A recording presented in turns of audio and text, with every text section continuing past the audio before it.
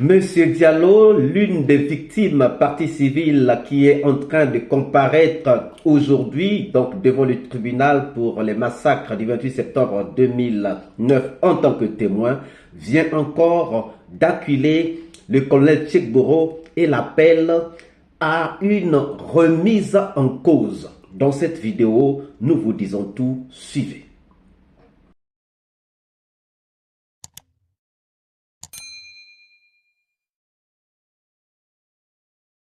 Depuis le début du procès des massacres du 28 septembre 2009, beaucoup de gens viennent et accusent le colonel Tchekboro. Cependant, le colonel Tchekboro n'a jamais reconnu les faits qui lui sont reprochés. Chaque personne qui vient ne manque pas de parler du colonel Tchekboro. C'est tout simple à comprendre. Le colonel Tchekboro était bien au stade le 28 septembre 2009. Le colonel Tchekboro était à la tête des gendarmes. Le colonel Tchekboro avait parlé avec les leaders. Le colonel Tchekboro avait parlé avec la population, avec les manifestants. Le colonel Tchekboro était quelqu'un de connu en ce temps-là. Personne ne peut se tromper sur le colonel Tchekboro. Donc, ceux qui ont vu le colonel Tchekboro l'ont vu.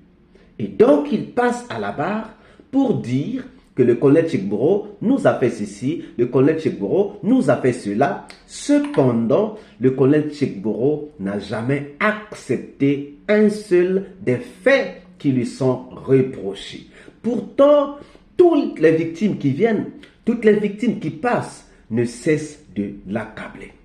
Aujourd'hui, ça a été donc encore le tour de M.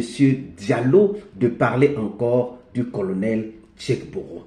Mais nous vous laissons d'abord suivre cette petite vidéo et on vient faire le décryptage de ce qu'il a dit. Suivez. Peut-être, moi j'aurais compris qu'ils viennent reconnaître les choses. Moi j'aurais, là où je suis, dire qu'il y a une sorte de remise en cause. Voyez-vous? Mais quand je l'entends dire, ça ne me ressemble pas, ça ne me ressemble pas.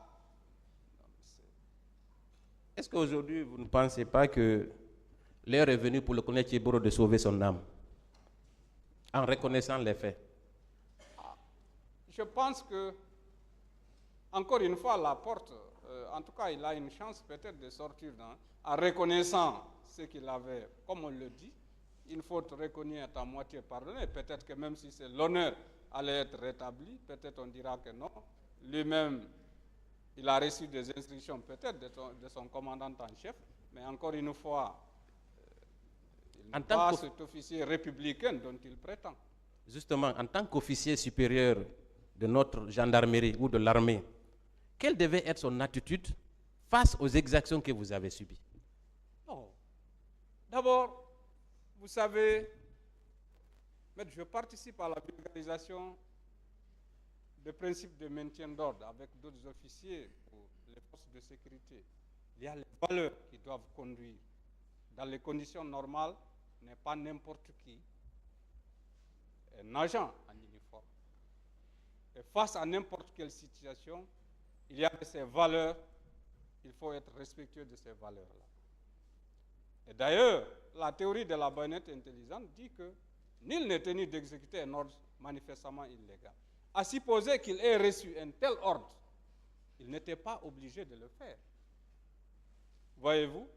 Sauf que, à ce niveau-là, celui qui exécute cet ordre manifestement illégal, et lui, et celui qui a donné l'ordre, sont tous pénalement responsables. Ça, c'est une exception en termes juridiques. Vous le savez combien de fois les exceptions en termes juridiques sont précieuses. Très bien.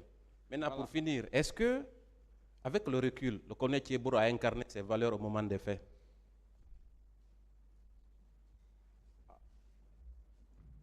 Vous savez, colonel Tchekboro, pour moi, c'est difficile de parler. Encore une fois, c'est que quand je le vois, ce n'est pas cette personne humaine comme vous que moi je vois.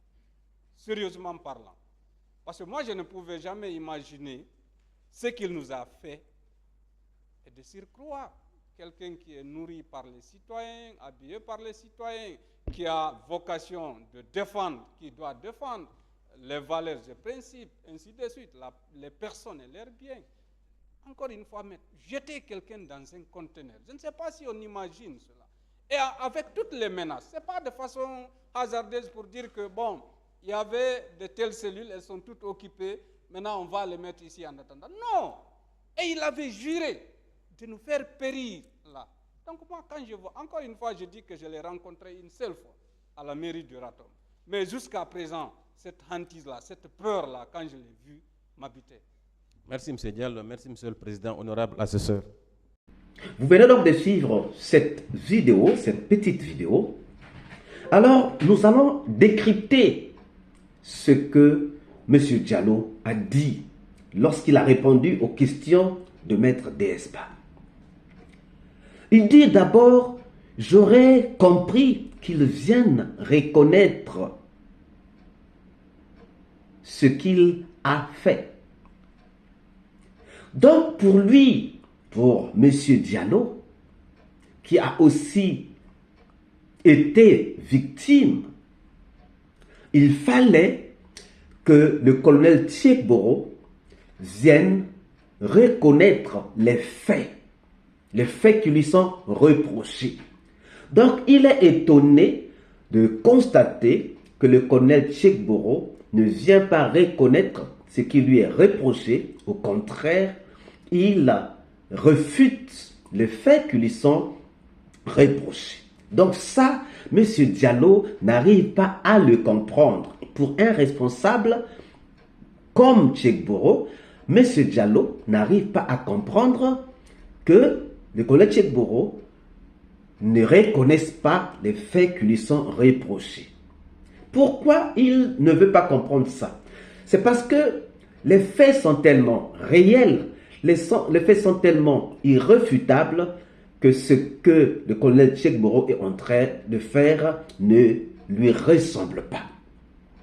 Il dit, quand Tchekboro dit « ça ne me ressemble pas », que ce que vous dites « ça ne me ressemble pas », c'est faux. Au contraire, Tchekboro n'a pas le droit de dire que ce que les gens sont en train de dire ne lui ressemble pas, parce qu'il a fait cela. Ne peut dire que ça ne me ressemble pas, c'est quelqu'un qui ne peut pas le faire. Mais lui, il l'a déjà fait, il ne peut donc pas dire que ça ne lui ressemble pas. C'est ça en fait ce que M. Diallo veut dire.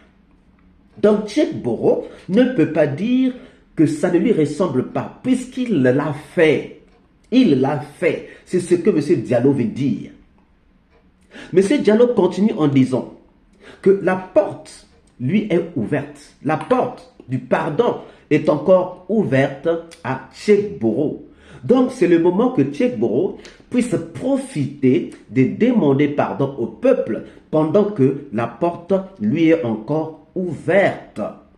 Donc le peuple attend de Tchekboro le pardon. Ça c'est selon M. Diallo. M. Diallo dit que Tchekboro doit demander pardon. Et le peuple a encore les portes ouvertes pour recevoir ou pour faire rentrer le pardon de M. Tchekboro. Il ajoute qu'une faute avouée est à moitié pardonnée. Mais si il n'avoue pas, comment est-ce qu'on va lui pardonner? Pour qu'on puisse lui pardonner, il faut qu'il puisse avouer sa faute. Il faut qu'il puisse reconnaître les faits. Et M. Diallo ajoute, il donne un aspect, il dit, peut-être qu'il a reçu les ordres, il n'a qu'à le dire. Oui, peut-être que Tchekboro a agi sous les ordres de quelqu'un. Il n'a qu'à dire que ce que j'ai fait, j'avais reçu les ordres d'un tel. J'avais reçu les ordres, voilà pourquoi j'avais fait cela. Ça, c'est ce que M. Diallo veut dire à Tchekboro. Il dit, il faut être respectueux des valeurs. Même s'il avait reçu un ordre, il n'était pas obligé de l'exécuter. Voilà encore. Même s'il avait reçu un ordre, Tchekboro n'était pas obligé d'exécuter l'ordre qu'il avait reçu. Il n'était pas obligé. Donc, ce qu'il a fait, ça l'engage. Même s'il a reçu des ordres. Mais puisqu'il a fait, c'est lui qui a fait. On va voir le commanditaire, mais lui, c'est l'exécutant. Il est aussi punissable. Il est aussi punissable. Et il dit que le colonel Tchèque Boro, quand je le vois, ce n'est pas une personne humaine comme je vous vois. Donc, pour M. Diallo, le colonel Tchèque Boro n'est pas un humain. Ce n'est pas un humain. Il dit à Maître DS, quand je vous vois, vous êtes humain. Mais le colonel Tchèque Boro, quand je le vois, ce n'est pas une personne humaine. Donc, en fait, par rapport à ce que Tchèque Boro a fait, ce que M. Diallo lui-même a vu, M. Diallo dit que Tchèque Boro ne peut pas être une personne humaine. Il détaille que Tchèque Boro a pris des gens, a mis dans des containers. Ça, c'est ce que lui-même, il a vu. Les menaces de Tchèque Boro, lui-même, il a vu. Et il dit que Tchèque Boro n'est pas une personne humaine.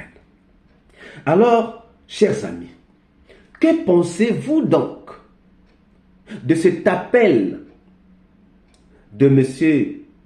Diallo envers Tchèque Boro de se remettre en cause? Que pensez-vous de cela? Pensez-vous que Tchèque Boro s'en sortira dans cette affaire de massacre du 28 septembre 2009? Nous attendons vos réponses dans les commentaires. Si cette vidéo vous a plu, ne manquez pas de laisser vos pouces bleus, de commenter, de partager dans vos groupes et pages. Et si vous n'êtes pas encore abonné, nous vous appelons à bien vouloir vous abonner. Surtout, ne manquez pas d'activer la cloche de notification afin d'être averti à temps réel de toutes nos prochaines publications. Quant à moi, je vous dis à très bientôt. Ciao.